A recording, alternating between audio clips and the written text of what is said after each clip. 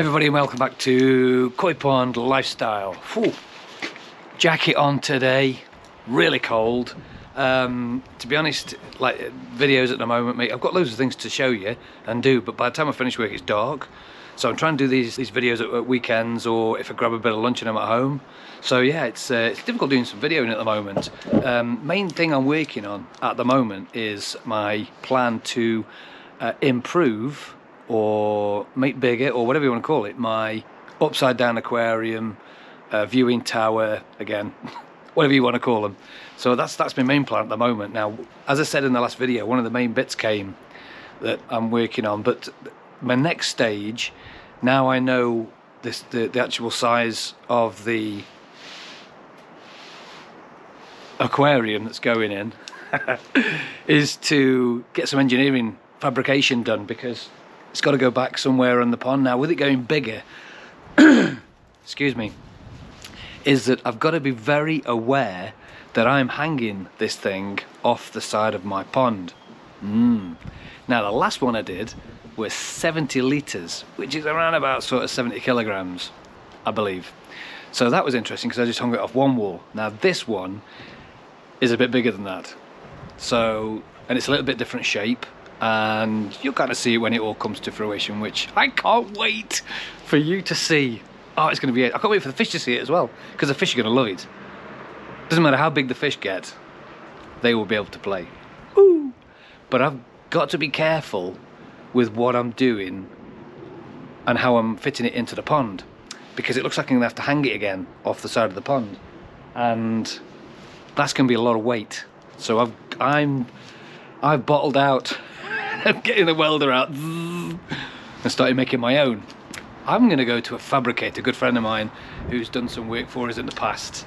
He owns a fabrication shop in a little town called Leek, which is 15-20 minutes away from me. So on my way around one day, I'm going to pop in to see him, our Tony, and see what he can fabricate for me. So I've got the pattern, I've got the design in my head, I'm just putting it down on paper and see what he can come up with, because he's brilliant at just going, this is what you need to do. Tony, this is my problem, how am I going to solve it? What can we make to solve that? Here we go, and then off he goes and makes these fantastic ththings. So anyway, so he's going to give me a hand with this year, because I'm not an engineer, I'm not a fabricator. I used to be a fabricator actually, years ago. Remember those things called, what were they called? YTSs, remember them? Been a long time since them days. What was them like? Is it like 24.50 a week you used to earn on them? Letting me loose with the fabricating. But anyway, that's where I got all my skills from for fabricating, which is great because I love doing it. But this is a big one for me. I've got to get this right, otherwise, for example, it might cave the pond walls in. You're putting a lot of weight on, hanging on a wall, and in it goes. Oops. That wouldn't be very good, would it? So I've got to get this right on how I engineer this thing on, because of its shape. You'll see in later videos, you'll see its shape is different. The whole way that the fish will probably still be getting into it the same way. But anyway, I'm waffling now. I'm not doing that today because I tell you, it's just blooming cold. I've got my coat.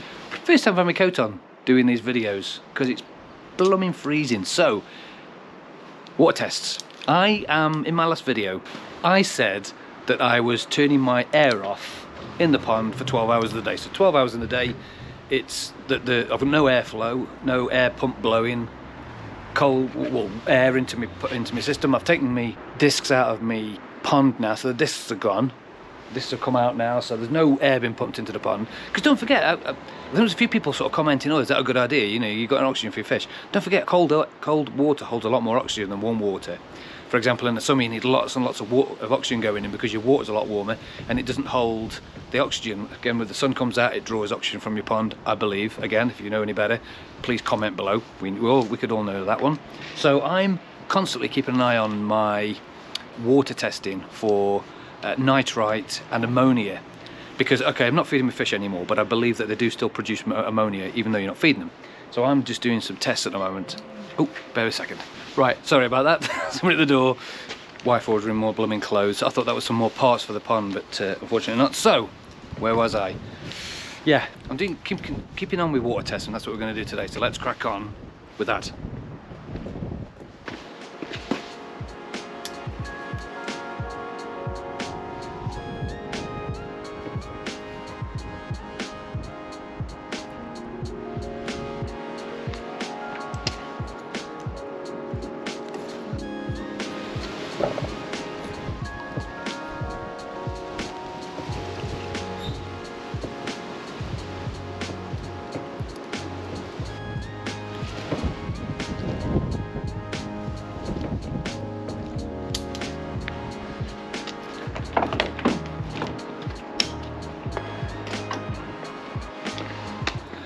Right, so I'm going to pop inside with these because it's blooming freezing. It's just felt like it's starting to rain again.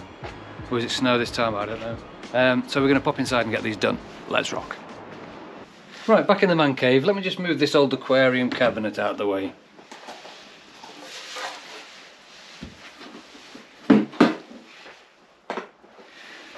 Yeah, water testing then. I think I've said before, the water testing kit that I use is that. People asking what kind of test kit should I use? I've always had to use that. I also use this for the KH and the GH because that doesn't do it. So that doesn't do them, but the other one does. So I've got 4 tests to do today. Let's crack on, get them done, see what the results are.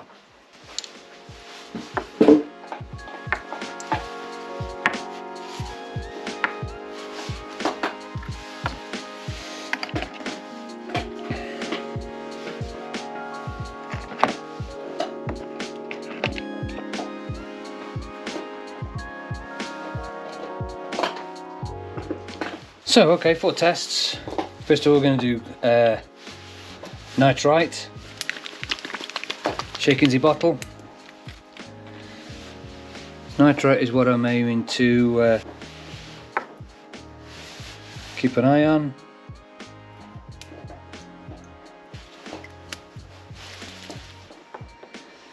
Leave for 5 minutes.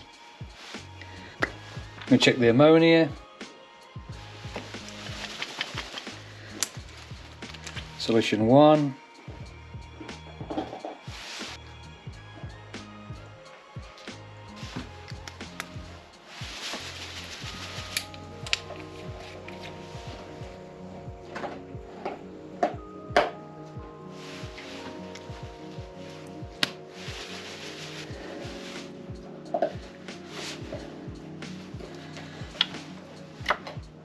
pH, high range. Oh, ammonia leaf for 5 minutes again.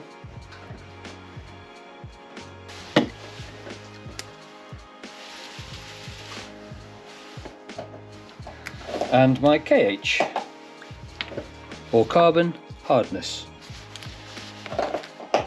This is where you put a drop on, swish it around, it turns blue, and then you keep going with your drops and count them to see how many it takes before it turns to yellow.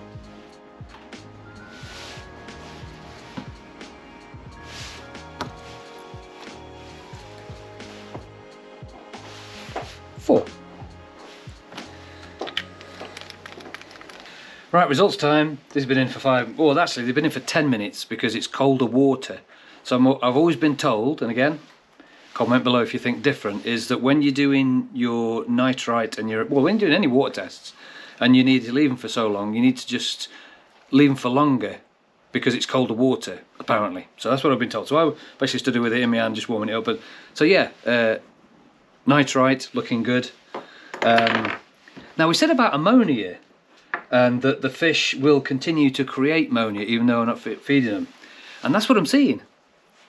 So I'm seeing just a hint of ammonia in there, which is interesting, but there's no nitrite. So there is literally a hint. That was bright yellow, it's now gone in a darker yellow, so it's sort of indicating 0.20 to 0.25 on people from a little chart thing.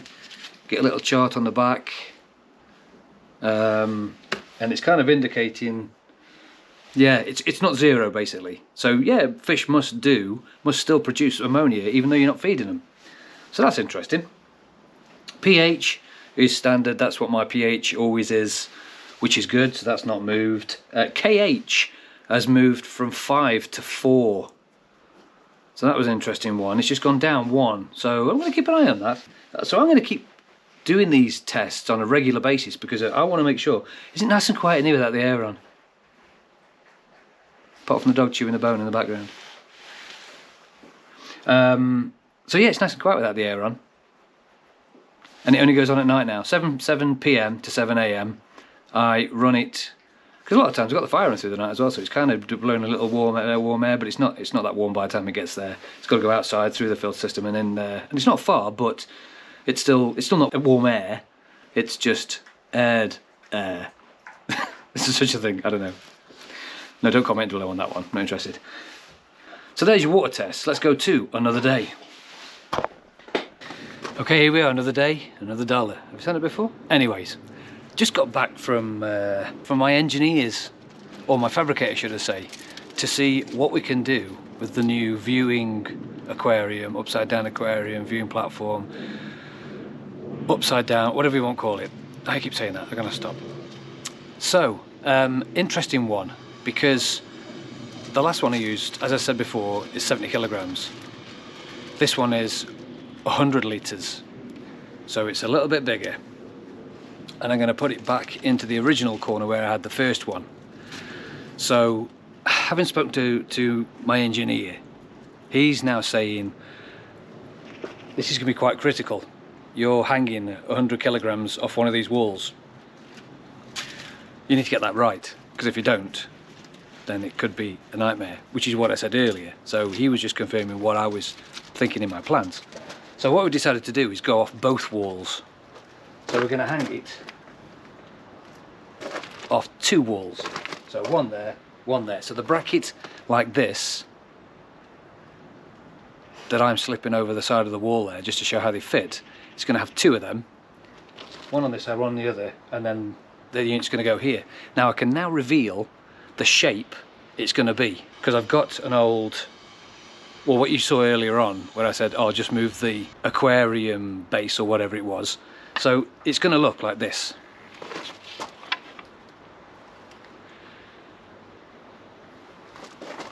So there's going to be a large viewing glass at the front. It'll come about so high, be so wide.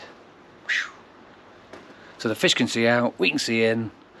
I'll have my seating area just there so I can see straight across, because I didn't have my window on the corner there. This is one of the reasons I'm doing it, because I didn't put the window in the right place. I put the window down the far end, should have put it in the side, but didn't, because every day is a school day. So it's going to go here, and I'm hanging off both sides. I've just been down today and we've agreed a design. Well, we've talked about a design, we haven't agreed one yet. So I'm going to go back there in a few days' time. I've told him really that the frame, I don't need the frame till January, February time, so he's got a bit of time. We've both got some time to think about it. Now, question to everybody out there, all you experts, or other engineers you've got out there, or other that know a little bit about steel and stuff. I've asked Tony to look at doing it in stainless steel, because it'll go underwater all right then. However, he's kind of said it's going to be dead expensive, that is, if you do it that way around. What about galvanized steel? Is galvanized going to be all right to put underwater in my pond for 8 months of the year, only taken out just to clean?